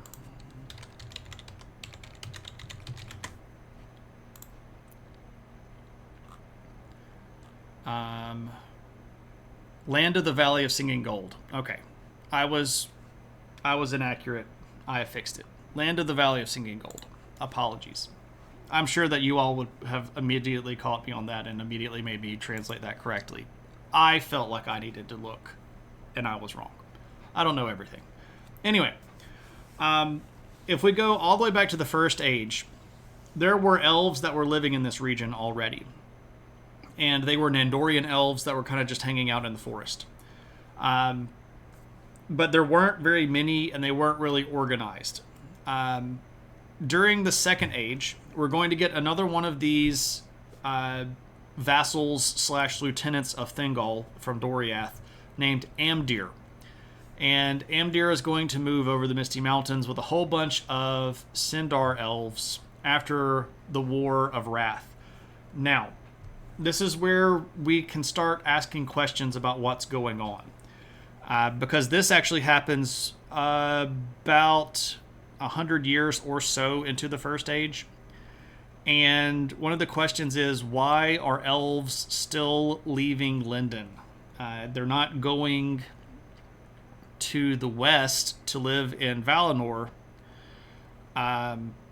They're still trying to find other places in Middle-earth to hang out. Well, this could be potentially because of the tension between the Sindar and the Noldor. And it could be that some of these elves that had been in the service of kings of the Sindar didn't really like the way that Gil-galad was running things, or it could have just been that they didn't like living in cities. Maybe they preferred living in woodland cities or something like that. Maybe they didn't like living on the coastline. There's a lot of speculation here. Tolkien doesn't ever really come out and say they left because they didn't like the Noldor, but it's kind of implied that some of these elves leaving and moving out of Lindon has to do with decisions that Gil-galad ends up making. And to be fair, Gil-galad is not above reproach. Even though he is a very wise elf, he makes some dumb decisions, and maybe this is where we get Lorien Doranon from. But anyway, Amdir moves across the Misty Mountains with a group of Sindar. He finds these Nandorian elves living in this region and goes, hey guys, what's going on? Why don't we just build ourselves a city here on the border of the Nemrodel River?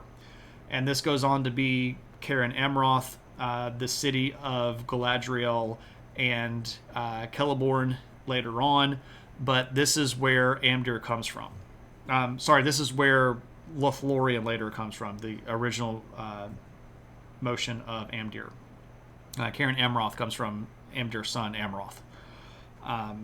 It's a very small kingdom, but it's going to grow over time. And it is also going to be one that especially doesn't like the fact that the dwarves of Khazad-dûm are getting powerful. And this is where there's going to be some tension. If you've read Lord of the Rings, and you'll know that when the party of the Fellowship of the Ring shows up at Lothlorien, they go, we ain't letting a dwarf in. That tension goes back thousands of years to around this time in the Second Age. So, there we go. The rent was too dang high. Maybe so. Yeah, Dol Amroth. And Amroth and that story is very sweet and very sad. And we'll definitely talk about that later on, Diviner. That's absolutely something I'm not going to skip. So, that's the big kingdoms. But there are other people in other areas. And, yeah, the Misty Mountain Hop. You gotta love Zeppelin, right? So let's go back to our map here, and let's look at a couple of other places that have people that are going to be important. First off, if we go up here, I've already mentioned the men that live up here in the icy north of the Forodwaith. But there are other men who start living along the borders of the Greenwood. At that time, these would be small populations of people that are living around the edges of the Greenwood, and they are somewhat friendly with the elves of the Woodland Realm, but they're not Númenóreans, and that's very important for us to understand. If we're putting this into perspective, Númenor is way down here. There are going to be men pretty much all over Middle-earth, and some of them are going to be friendly and other ones are not. All right. If we go down here, we have Umbar and Harad. These regions right around here are going to have men in them as well. We don't know very much about how they are organized during the early part of the Second Age, but we do know that they are going to come into play pretty spectacularly after the establishment of Mordor. The Frozen North was where Morgoth's realm was at. So during the First Age, yes, it would have been way over here. Up in this region that was sunk under the waves at the end of the First Age. So over here, maybe, but not so much. So this big area right here was where Melkor / Morgoth's big underground / buried in the mountains thing was, and that whole area literally got excavated by the power of the gods and turned upside down to destroy all of the little hidey holes that Morgoth had built up there. But that's what destroyed all of this land. during the War of Wrath. This part here was a region of mountains that ran out this way that would have separated this region right here, which was a place that was originally this very beautiful valley that got completely destroyed during the Battle of Dagor Bragollach and got turned into this place called Anfoglith, which is the Valley of Gasping Ash. Yeah, so all of this is still flat at this time. It's drawn as a circle because the land was a circle, but it's flat. It was not a globe. I don't recall too much being said about the kingdoms to the east or the far south. Tolkien didn't really go into much depth in those areas, did he? Kyle, the most information that we have about them comes from beginning in the middle-ish part of the Second Age and going through the early part of the Third Age. So we know that Umbar was down there, and we know that Harad was over there. And if we go back to the map again, there were also men over here in the east in the area called Rhûn. So we know that there were men all over these areas, but we don't know exactly who they were or how they were organized very much. We do know later on they're going to end up allying with Morgoth. Not Morgoth, Sauron, and joining up with his bad guy armies. And they're going to, for a little while, be part of the larger part of Númenórean Kingdom. Then there are going to be really big wars between them and Gondor, and for a while Gondor controls some of them and some doesn't. And lots of goings and comings between Umbar, Harad, and Rhûn. There's a big group called the Wainriders that cause a lot of trouble during the Third Age that come out of Rhûn that are going to end up being the impetus behind the Northmen that live around the Long Lake and around the borders of the Great Wood to move south and take over the big area that becomes Rohan. So Rohan as the kingdom actually is settled by men from the north. So we've got a lot of moving pieces around here. What I know about the east is that the big blue wizards were there and the dwarves were losing dragons. Yeah, so there are also dwarves out in the east. And we don't know a lot about the dwarves that were out this way. We know that there were dwarves in these mountains, and we know that there were dwarves in these mountains. This is where Dane's kingdom would have been in the Hobbit. So when the Lonely Mountain gets taken and Thorin and company lock themselves up and they send word with the ravens to their cousin Dane, he would have been over here in these mountains. But there are other dwarves out here in these mountains, and we know basically nothing about them. We know that some of them end up helping Morgoth. We know that some of them end up helping Sauron. We know that a lot of them end up getting wrecked by dragons that are left over during this period of time, because there's dragons all over the places. So that would have been the ravens. The thrush is the one that tells the men of Dale, specifically Bard, where to shoot. But the ravens were the ones that were doing the message taking back and forth between the dwarves. Because they could speak, or at least their speech could be interpreted by the dwarves. So dwarves know some birds speak, but not all birds speak. And they even, this is a great little point where they ask Bilbo, like, do you know this bird speak? Because they know some birds speak, but not other birds speak. And Bilbo plays it off really sly, like, oh no, I can't make out all the words, and he doesn't know any of it. No, they actually have a conversation. Like, Bilbo is present for a conversation between the oldest of the ravens, who is the son of the son of the raven that was there when Smaug took over the Lonely Mountain. They find him at the little outpost that's outside of the Lonely Mountain and a little bit to the left. You're hinting at Sauron's Dwarven Rings of Power. The rings of the dwarves in the east were back. Yeah, exactly. You're correct. By the time that we get to the Lord of the Rings, Sauron sends his messengers to the Lonely Mountain, saying that they would get 3 of the 7 rings of power back, and those are the only ones that existed at that point, because 4 of them had ended up being destroyed or melted down by dragons. If we are to update the name of the lake men, are they the Lakers? Perhaps Techmen. That might be a legitimate reference to the men around the long lake of Esgaroth. Lake Town, right? I love how the guy that runs Lake Town is just called the Master, and he doesn't actually get a name. The number of proper names in The Hobbit is pretty impressive. It's got a lot of places that get proper names. But if you look at like proper name per page count, Lord of the Rings is like 3 or 4 times higher for proper names, and everybody gets a name there, right? This lake gets a name, this island gets a name, these hills that get like mentioned in passing get named. Some of these places have multiple names, right? Like the Silvertine and Calebdil and Caradhras. We also get their dwarven names, right? Zaraxugil and all these this cool stuff like that. Anyway, that's because everything gets a name and has another name. That's true. That's very true. And another. Sometimes, yes. Right? Like when we're talking about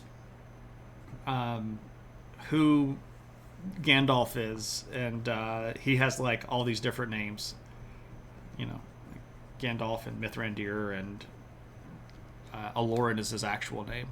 Sometimes names have extra names just for the names. That's true. That's true. But anyway, that is the material that I wanted to cover tonight. So this establishes all of the different locations of the Second Age, the big players that are going to be involved in the movement. There's one big player that we didn't talk about specifically because at this early part of the Second Age, we don't know exactly what he was doing, and that is, of course, Sauron, who ends up being the big bad in the Second and the Third Age. We know that he's around, we just don't know exactly what he's up to. But he will make an appearance probably right about the end of the next stream when we pass 1300 and get to do History of Middle-earth Volume 13. But if anybody has any questions, now would be a great time to ask questions. And if anybody wants to bring up anything, he's vaping. Maybe, I don't know if he vaped or not. But, you know. I like doing History of Middle-earth stuff. And this is always really fun. The questions are always ones that have a potential to really catch me off and really potentially throw a wrench into the works of things. Because I don't study this as much as I run into history, right? Like I read something history just about every single day, right? Why were the Sindarin so few in the Third Age? Well, elves just in general are really, really, really low in the Third Age because most of the ones that are still in Middle-earth get wrecked in the war against Sauron. And the ones that don't bug out to the west at that point are very few in number, right? And if you're looking at why there are few Sindar left, it's because the ones that are primarily staying and fighting are the ones that are going to be most likely to push back, and those tend to be Noldor. But if you're really careful at looking at the populations of places like Rivendell and places like Lothlorien in the Third Age, what you end up seeing is people that have Noldorian heritage ruling kingdoms that are almost completely not made of Noldor. We just don't get a lot of their names, right? Like Rivendell is like 3 or 4 people that are in Noldor families, and then pretty much everybody else is a Sindar, right? Thranduil's kingdom, Legolas being prince of that, is probably the biggest kingdom of Sindarin stuff, and we don't get a lot of their names because they don't really show up too much in the text of Lord of the Rings, right? But they show up a lot more in a lot of the appendices because there are whole battles of the War of the Ring that don't get covered in the actual text, right? So, where do Ents come from? Ents came from a goddess named Yavanna getting really concerned for the trees that she had planted getting chopped down by living things. So she convinced Manwe, the guy that was sort of over the Valar in Middle-earth, to let her go to Middle-earth and make guardian spirits for the trees. And she put these spirits into certain trees in order to act as guardians, and they gained a level of sentience and sapience at that point, but they were sleeping. When the elves first showed up in the forests of Middle-earth, they began to sing and talk with the trees, and they woke up the spirits of the Ents that had been placed inside of these trees, and the elves taught them how to talk and how to move about, and that's where the Ents came from. So even though the Ents are older by thousands of years than the elves are, they did not learn to speak or move about until the elves, and then they just became the shepherds of the trees. And Fangorn was chief among them. So, there you go. I know I'm not a Rings of Power fan, but how is this Second Age map? I don't know. Let me look. I don't know. Do I actually get to look at it? Where's the actual map? Oh, here we go. Can I... Well, if I do that, it's not going to show up very well. The Second Age map shows Rohan. No, that's just wrong flat out. Yeah, like, there's no Second Age map that should ever show Rohan or Gondor. Well, I mean, Gondor, yeah, sure, okay, I'll give you Gondor in the Second Age, but it wasn't actually called Gondor at that point. Neither was it called Arnor, and the Shire shouldn't be there either. I would say that's a map of the Third Age. The Fall of Gondolin would probably be the next tragic fantasy series. Fall of Gondolin is a great story. It's one of the set pieces of the Silmarillion. I mean, I guess I'm looking at it. I don't know. Okay, so there are two maps on the page, and I guess I was looking at the third map down. Khand, Harad, Belfalas is right. Enidwaith, yeah, Linden, okay.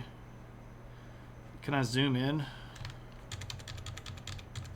Nope, I can't zoom in. Let me open the image in a new tab so that I can zoom in. Torfuin, okay, that looks correct. I'm on Lanka's there, so that's good. Lord Lindorian is there, okay. Crossett Carhadras is there. Yeah, this doesn't look bad. It looks fairly accurate from what I can tell. It doesn't have Forlund or Harland on it, but that would be probably under where the word Linden is. So I guess they could have put that in a different location to show those cities, but otherwise I don't see too much of an issue with it.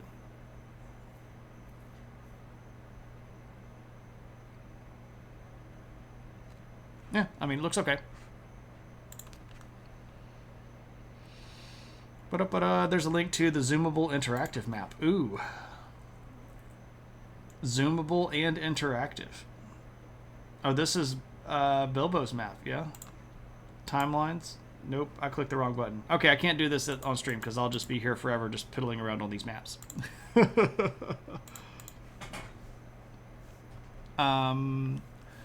Let's see. Where was I? Catching up. Or rather, maybe we just know a few names. Yes. What location of the Second Age would I most like to visit? That's a great question. Probably Armenelos. I think it would be cool to be there in the early days when they were doing things the right way and climb up Meneltarma for one of the three prayers festivals, especially the one that's in the autumn after um, after the harvest. So the three particular periods, I don't know if I mentioned this earlier, where they could climb the pillar and do the prayers to Iluvatar.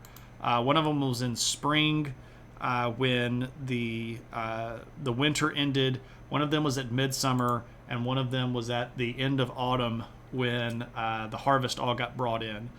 So they would go climb up the pillars and they would say their prayers. They'd come back down. But after the one at autumn, they'd have like a big feast, which is pretty cool. I think that'd be really cool to see. What we just went over, what part is the Brown Lands? Okay, so the Brown Lands don't really pop up until the Third Age. But they're basically this region right over here. And the reason they get referred to as the Brown Lands is because this region right here gets pretty much wrecked at the end of the Second Age, because this is where most of the fighting happens between the power of Mordor and the combined power of all of the good guys. That region was originally very fruitful and beautiful, and it gets absolutely wrecked. This is why you end up with the dead marshes, which are right down around here. And the larger stretch of things that are just referred to as the Brown Lands out here. The Emyn Muil is kind of right around in here. This is the area that Frodo and Sam go across at the beginning of Book 4 in Two Towers. Right through here.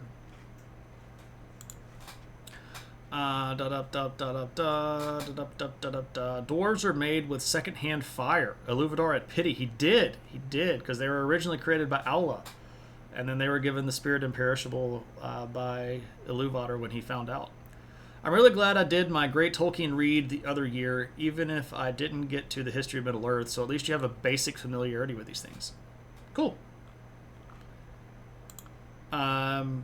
Does Shane know what's so special about the Tower Hills? I mean, there's a tower there, and if you get to the top of it, you can see the ocean, or they get recolonized at the beginning of the Fourth Age, and they keep a big library there, and that's where the text of the Red Book is kept, which ends up being the translation origin for the Lord of the Rings itself, which isn't actually called the Lord of the Rings. It's a translation of the Red Book of Westmarch. I mean, I could go on. I know a lot of stuff about a lot of stuff when it comes to the Lord of the Rings, and just Tolkien in general. But like, what's so special about any of these places is a bit of a trick question, because like, you can say, oh, not that special thing, this other special thing, right? Yeah, like that. It held a Palantir. Okay, see, obviously I knew that, but like, which of the 15 facts would you like me to list about the Tower Hills? Right?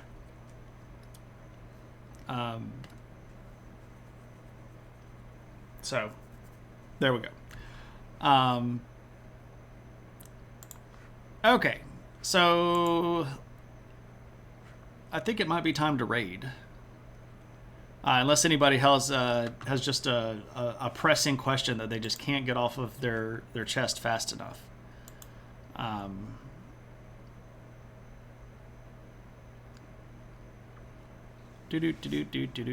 Let's see where we're going to go. Oh, you're very welcome. I love doing these. And we could do more of these faster. But it would take picking up more viewers, growing the channel. So send people this way and get them to follow and get them to come hang out. What's the next viewer request stream? I don't know. We're at a bit of an impasse. It needs to be a people buy a like a point redemption viewer request, and we have one out, but I don't have a topic yet. So if anybody has a topic, I'd take it. But we would have to make organization for that to happen. Second Age Círdan, beard or no beard? It doesn't matter. It really doesn't matter if he had a beard or no beard. So You have several topics. Cop out. No, it's not a cop out. It's just, it literally doesn't matter because it doesn't affect the story at all. At all. It's just whether or not he had a beard. And it doesn't matter if he had a beard. There are so many more things that are worth discussing about Lord of the Rings that whether or not a guy had a beard. Which of the materials is the Ragnarok-like war explained? You're going to have to read the history of Middle-earth stuff to get that, Techman. It's not an easy read because it's not linear. The topics are arranged chronologically, but that doesn't mean that every bit about that is going to be in one book. It could be spread across a few, but like, and when you get to the parts that talk about it, you're pretty frequently going to end up with a note from someone like Christopher Tolkien that says, "Hey, here's a passage that I found that my dad had written in the margin of this other thing, and I don't really know when he wrote it. It could be between this year and that year. So I'm including it here with the addendum or the notice that this could be something that was errated out or completely thrown away, or it could be the version that he was actually happy with and he wrote it down in the margin of this because he didn't want to lose it." And then you'll have a broken passage of maybe a few paragraphs or a few pages, and then it's like, okay, cool, so there's that. Moving on, right?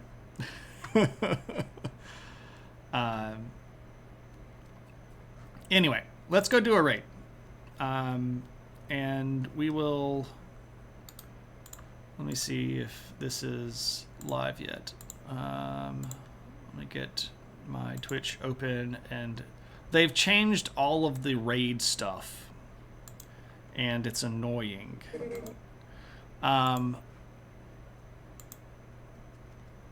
It's just one of those things that kind of bugs me because they won't leave stuff alone. All right, we've raided pretty much all of these people recently.